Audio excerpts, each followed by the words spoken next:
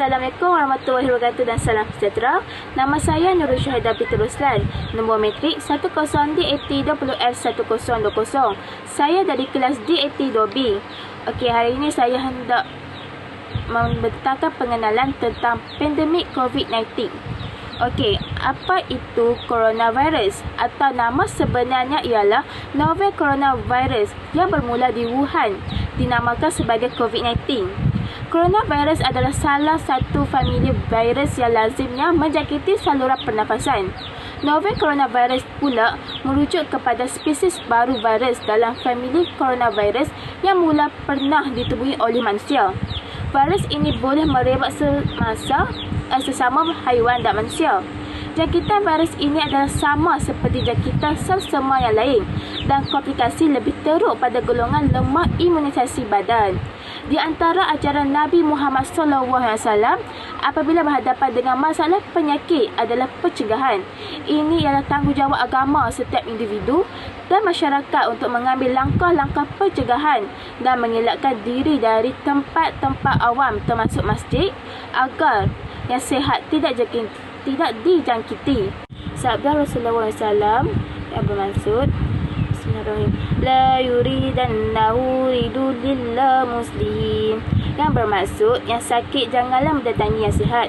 Hadis riwayat Imam Bukhari dan Imam Muslim.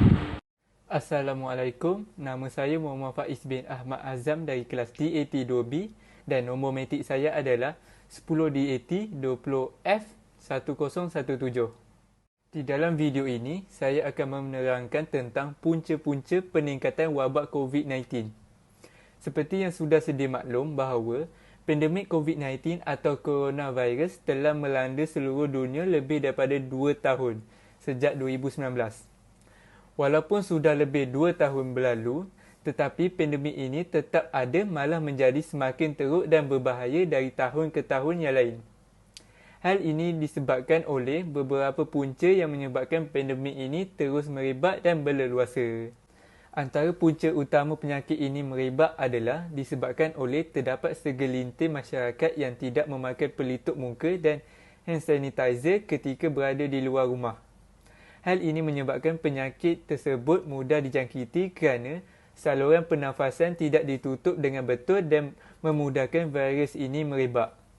Ianya menjadi lebih berbahaya terutamanya kepada golongan muda dan tua kerana mereka mempunyai antibodi yang lemah dan senang mendapat penyakit. Selain itu, punca yang kita dapat lihat adalah sifat sesetengah pihak yang tidak menjaga jarak dan bersentuhan dengan suspek COVID-19 tanpa memikirkan risiko kepada orang lain. Hal ini kerana mereka terlalu mengambil remeh perkara seperti ini dan menganggap bahawa ianya tidak berbahaya. Hal ini menyebabkan berlakunya peningkatan jumlah kes dan seterusnya menyusahkan pihak yang lain. Oleh itu, penjarakan sosial adalah sangat penting bagi mencegah wabak ini supaya tidak berlakunya sebarang kematian terhadap orang yang kita sayangi dan bersama-sama menghentikan wabak ini daripada terus melanda dunia. Punca yang ketiga dan terakhir adalah pelanggaran Perintah Kawalan Pergerakan PKP yang sering dilakukan oleh pihak yang tidak bertanggungjawab dan hanya mementingkan diri sendiri sahaja. Kebiasaannya, pelanggaran PKP ini kerap berlaku ketika adanya perayaan seperti Tahun Baru Cina, Deepavali dan Hari Raya Aidilfitri kerana masyarakat akan keluar menziarahi keluarga masing-masing tanpa menyedari kesan yang bakal berlaku pada keluarga mereka sendiri. Assalamualaikum warahmatullahi wabarakatuh. Nama saya Maizatul Farizah binti Aziz. Nombor metrik saya adalah 10D80F1008. Saya dari kelas D82B. Pada hari ini, saya akan menerangkan tentang kesan-kesan yang terjadi akibat daripada wabak COVID-19. Seperti yang kita tahu, COVID-19 telah pun berlaku ataupun telah wujud sejak daripada 2019 sehingga kini iaitu 2021. Jadi terdapat beberapa kesan yang kita perlu ketahui apabila terjadinya COVID-19 ini. Jadi kesan yang pertama adalah penutupan premis perniagaan. Seperti yang kita tahu, kerajaan telah pun mengawal premis-premis yang telah bermula operasi pada hari ini, di mana hanya permis-permis yang mengeluarkan barangan keperluan kepada rakyat-rakyat sahaja dibenarkan dari segi makanan maupun alatan-alatan ataupun ubatan-ubatan untuk kecemasan. Hal ini kerana kerajaan ingin mengawal dengan lebih selamat tentang jumlah pesakit-pesakit COVID-19 ataupun jumlah-jumlah yang boleh mengakibatkan positif daripada wabak tersebut. Seperti yang kita tahu, peratus untuk seseorang pekerja dalam permis perniagaan adalah lebih tinggi berbanding dengan peratus penduduk-penduduk yang tidak terlibat dalam sektor-sektor ekonomi ini. Justru itu, kerajaan telah pun mengambil inisiatif untuk mengawal dengan lebih ketat di mana menutup permis perniagaan. Kesan seterusnya adalah penutupan pusat ibadah di mana pusat ibadah ini terdiri daripada masjid ataupun surau. Seperti yang kita ketahui, tiada lagi jemaah-jemaah yang boleh menghadiri masjid ataupun mengimarahkan masjid bagi tujuan solat berjemaah ataupun melakukan sebarang aktiviti seperti bergotong royong ataupun melakukan ceramah secara terbuka. Hal ini kerana kerajaan telah menetapkan kepada semua rakyat bahawa tiada aktiviti secara berkumpulan diadakan di masjid ataupun di surau. Hal ini berlaku kerana untuk mengelakkan wabak COVID-19 ini menular dengan ataupun merebak dengan lebih cepat berbanding keadaan sebelum ini. Dan oleh itu, secara tidak langsung jemaah-jemaah ini tadi terpaksa mengikut undang-undang demi mengelak untuk untuk lebih berjaga-jaga dalam situasi yang genting ini. Seterusnya, kesan yang terakhir adalah peningkatan jumlah pengangguran dan jenayah, di mana apabila adanya wabak COVID-19 ini, ia telah menyebabkan syarikat-syarikat tidak lagi mampu menanggung pembiayaan gaji kepada pekerja-pekerja. Secara tidak langsung, mereka terpaksa memberhentikan pekerja-pekerja ini tadi, dan mereka juga tidak mampu lagi menanggung kos-kos kerugian yang telah berlaku di dalam syarikat mereka.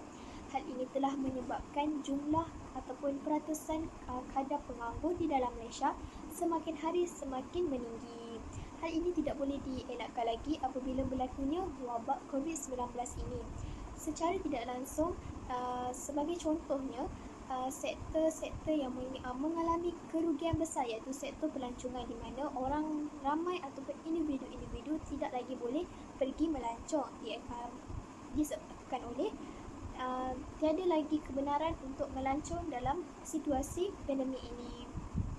Dan hal ini juga telah menyebabkan berlakunya jenayah, di mana kemungkinan penganggur-penganggur yang tidak berpuas hati tentang syarikat yang telah memberhentikan dia akan melakukan jenayah seperti memberontak ataupun mencuri, kerana mungkin bagi mereka tiada lagi pendapatan untuk dilakukan bagi menampung diri mereka. Oleh itu mereka terpaksa melakukan jenayah pencurian di mana untuk menampung diri mereka sendiri.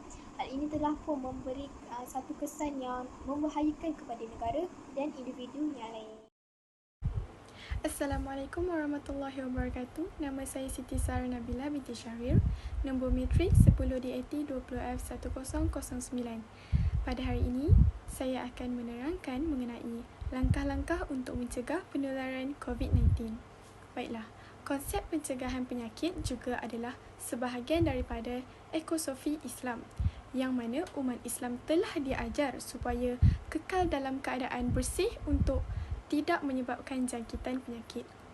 Antaranya adalah mengamalkan membasuh tangan sebelum makan, tidak menghembus nafas ke dalam bekas minuman dan juga menutup makanan dan kantung minuman serta bersuci dengan tertib menggunakan air yang mutlak. Langkah pertama adalah pemakaian pelitup hidung dan mulut yang telah disyorkan oleh pakar kesihatan adalah salah satu langkah yang dapat kita lakukan bagi mengekang penularan COVID-19 ini. Pastikan kita membuang pelitup hidung dan muka selepas kita menggunakannya. Kerajaan juga telah menggalakkan baru-baru ini untuk rakyat memakai 2 lapis pelitup hidung dan muka. Langkah yang kedua adalah kita juga disarankan untuk menjaga jarak 1 meter di antara satu sama lain. Ini adalah kerana virus ini boleh merebak dengan cepat dan pantas melalui sentuhan dan juga udara. Yang ketiga, kerapkan memakai hand sanitizer. bagi memastikan keadaan tapak tangan kita sentiasa bersih daripada kuman mahupun bakteria.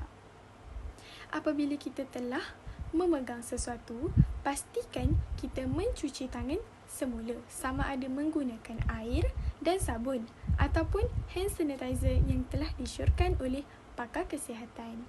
Sekian itu langkah-langkah yang dapat saya kemukakan bagi mengekang lagi penularan COVID-19 di Malaysia. Ayuh sama-sama kita menjaga kesihatan daripada terkena virus ini. Kesimpulannya, sebagai masyarakat yang penyayang, kita perlulah mematuhi arahan pihak berkuasa agar kita dapat menghapuskan virus corona ini dari bumi kita. Walaupun tiada peningkatan ketara bagi kes positif baharu, namun jumlah kumulatif mingguan kes baharu COVID-19 sejak PKP dilaksanakan pada 18 Mac 2020 masih menunjukkan peningkatan. Untuk melihat sama ada kita berjaya mengekang penularan wabak COVID ataupun tidak, data mingguan kes baharu wabak ini mestilah menunjukkan penurunan. Bilangan pandemik COVID-19 adalah masalah global. Usaha yang diambil oleh kerajaan di semua negara dalam menangani ternyata memberi impak kepada penduduk negara masing-masing. PKP di Malaysia telah menunjukkan kesan positif dan pematuhan rakyat melebihi 95%. Pelanjutan PKP dalam mengekang penularan wabak COVID-19 amatlah penting dalam memastikan kesihatan penduduk bebas dari jangkitan itu. Namun, ia akan memberi impak negatif kepada sosial dan ekonomi penduduk secara keseluruhan. Sekian, terima kasih.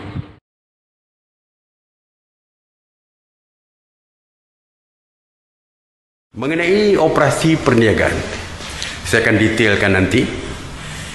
Akan dihadkan sehingga 8 malam saja, iaitu bermula daripada 8 pagi sehingga 8 malam sahaja. Sekatan-sekatan ini sebenarnya merupakan penambahan kepada SOP yang telah pun berkuat kuasa pada 12 Mei yang lepas, yang mana penumpuan ketika itu lebih kepada sektor sosial. Sekali ini kita tambahkan dengan sektor-sektor ekonomi pula. Dan SOP yang lanjut, SOP yang lebih detail boleh diakses ke laman sesawang kementerian-kementerian yang berkaitan dan juga MKN. Dan semua sekatan tambahan ini akan berkuat kuasa bagi seluruh Semenanjung, termasuk wilayah Persekutuan Labuan mulai 25 hari bulan Mei.